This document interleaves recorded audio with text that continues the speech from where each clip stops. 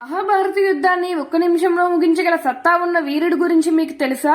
అవును, మీరు వినింది నిజమే. మరి యుద్ధాన్ని ఒక్క నిమిషంలో ఎందుకు ముగించలేదు? అంత శక్తి ఉన్న ఆ వ్యక్తి ఎవరు తెలుసుకుందాం, వినండి. యుద్ధానికి ముందు బ్రాహ్మణ వేషంలో శ్రీకృష్ణుడు అందర్నీ ఎంత సమయం పడుతుంది యుద్ధం ముగించడానికి అని అడగ్గా, బార్బరికుడు యుద్ధం ఒక్క నిమిషంలోనే ముగిస్తాను అంటాడు. తన శక్తివంతమైన బాణాలను శ్రీకృష్ణుడికి చూపిస్తాడు. అవి బార్బరికుడికి శివుడి నుండి 3 బాణాలు మరియు అగ్నిదేవుని నుండి విల్లును పొందాడు. అది 3 లోకాలకు విజయానికి గుర్తు.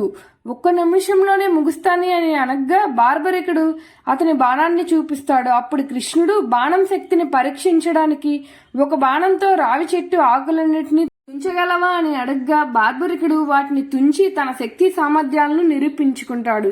ఇంతలో కృష్ణుడు ఎవరి వైపు పోరాడతావు అని అడగ్గా కౌరవుల వైపా లేదా పాండవుల వైపా అంటాడు.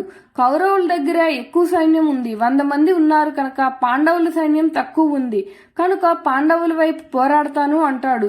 కానీ కృష్ణుడు బార్బరీకుడు యుద్ధంలో చేరకుండా మరియు స్థాపించబడిన ధర్మాన్ని భంగం కలిగించకుండా ఉండటానికి కృష్ణుడు తన తలను దానం కోరాడు.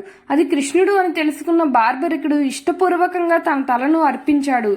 అతని త్యాగం మరియు భక్తిని సంతోషించిన కృష్ణుడు కలియుగంలో అతన్ని కుతశ్యామలంగా పూజిస్తారని మరియు అతని తల యుద్ధానికి సాక్షిగా ఉండేలా వరం ప్రసాదించాడు.